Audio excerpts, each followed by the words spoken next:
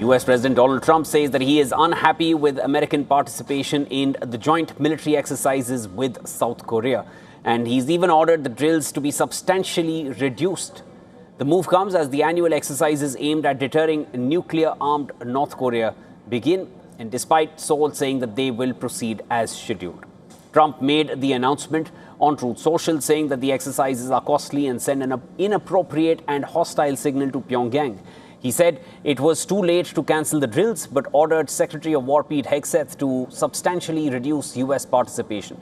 He also noted that South Korea had recently declined to join the U.S. in the denuclearization of Iran, in reference to the war with Iran, which started on February 28th. South Korea's presidential office said that it hoped the personal chemistry between Donald Trump and North Korean leader Kim Jong Un would bring them back to talks.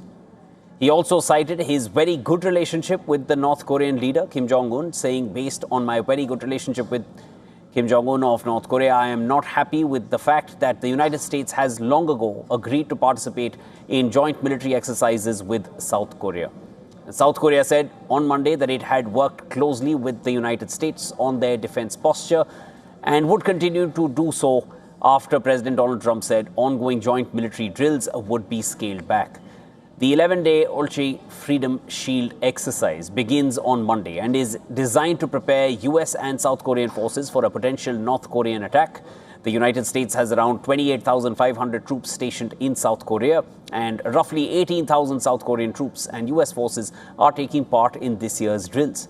Now, the exercise will focus on threats including drone warfare, GPS disruption, and cyber attacks.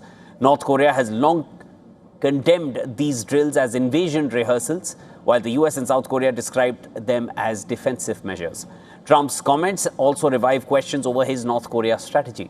During his first term, Trump held talks with North Korean leader Kim Jong Un, but negotiations failed to halt Pyongyang's nuclear program. Since then, North Korea has expanded its nuclear and missile capabilities and deepened military ties with Russia, including reportedly sending troops and ammunition to support Moscow's war in Ukraine. South Korean President Lee Jae-myung has offered Pyongyang talks without preconditions, but North Korea has yet to respond. On the other hand, the United States is pulling its last forward-deployed aircraft carrier from Asia. USS George Washington is heading west to relieve the overstretched USS Abraham Lincoln amid the Iran war. The move leaves a temporary carrier gap in the Pacific, giving China a potential strategic opening while raising fresh questions over America's ability to manage two theaters at once.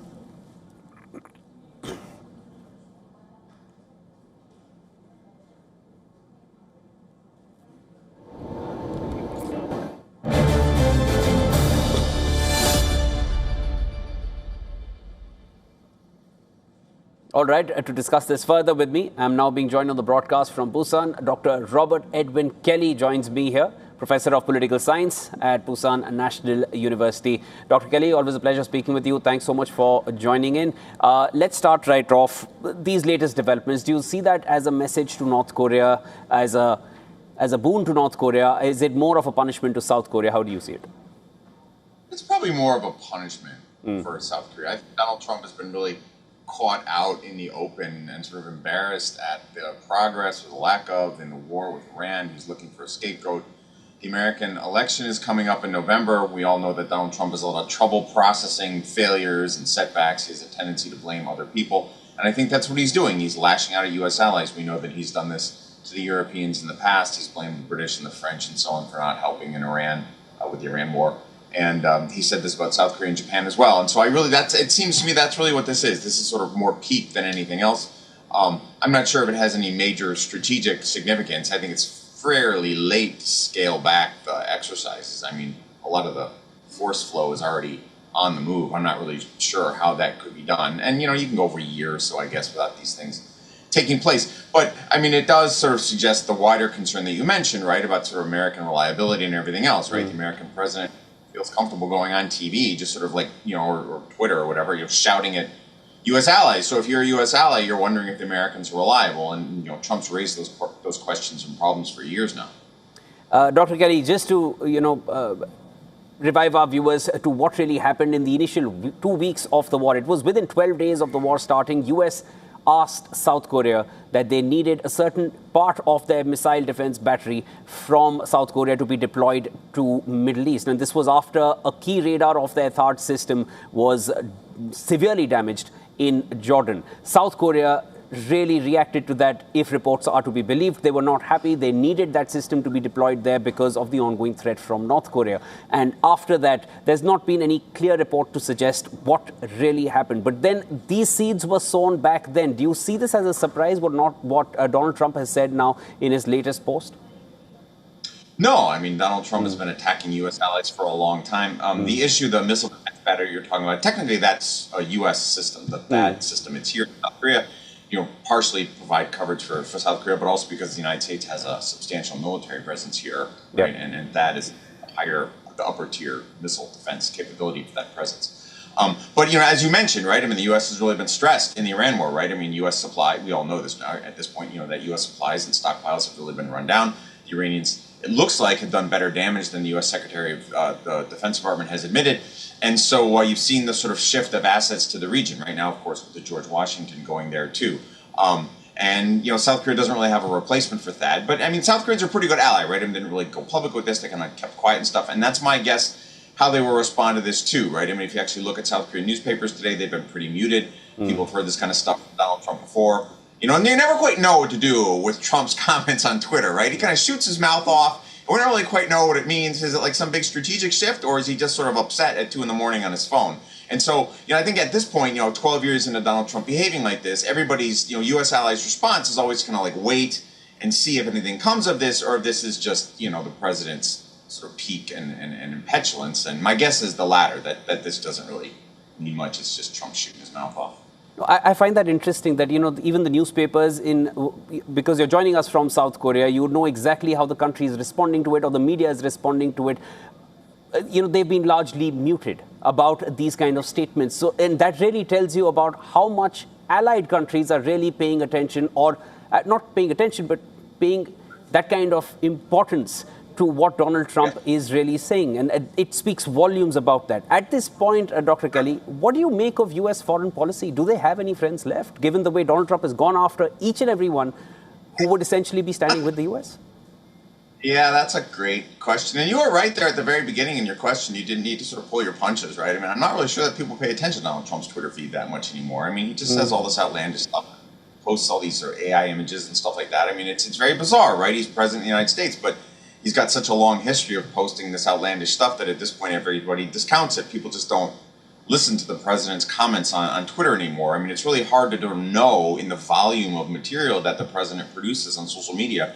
It's hard to know what of that is actually real and what is just outrage. Like I said, my own guess is, regarding South Korea, my own guess is that it's actually not a big deal. At the sort of lower level, at the kind of middle management level, if you will, the U.S.-South Korea relationship is actually really robust. We have a lot of people here. We've had them here for a while. The relationship between the two militaries is pretty tight. In some cases, it's desk by desk. And so Trump may try to sort of burn it down, but there would be a lot of bureaucratic resistance to it. Let me put it like that. But on the larger question of sort of U.S. grand strategy, yeah, I absolutely agree. It's just not clear to me what that is anymore. I mean, if you actually read the strategy documents that have come from the Trump administration, look at all like what Donald Trump has done in the last year and a half, a lot of it looks like it's just driven by the president's own personal hang-ups and his foibles and what he sees on right-wing media and stuff like that. I mean, it's not clear to me that there's really a coherent strategy here, right? He was supposed to be a China hawk, but if you look at him on China, he's been pretty soft. I mean, it's just not clear to me what's driving this beyond the president's own, his media feed on his phone, what he sees in the morning when he wakes up.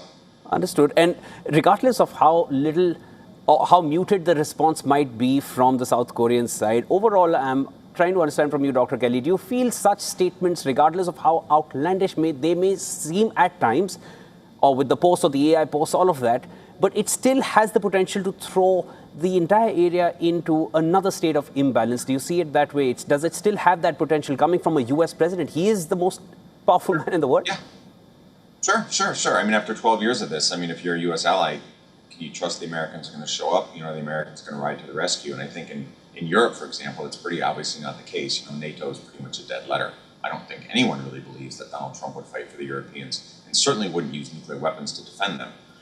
There is some discussion about maybe Donald Trump is a bit more serious about U.S. alliance relationships in Asia because China is a much greater threat than Iran or Russia. But it's not really clear to me that that's the case. Trump hasn't said much about East Asia, and when he has, it's been comments like what you and I are discussing now, this sort of shooting his mouth off on Twitter and stuff like that, right? And I think eventually, maybe not at the moment, but this is going to have sort of like downstream effects in coming years. U.S. allies are going to start to consider post-American security strategies. They're going to consider things like appeasement or aligning with other countries or something.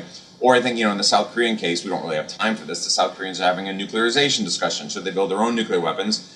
Because the Americans just aren't reliable anymore. And I think that's where Trump is pushing. I don't know if Trump actually wants that or understands that, but that's where all this language, this sort of really harsh language about U.S. allies is going. If you don't believe the American nuclear umbrella is credible, you're going to build your own.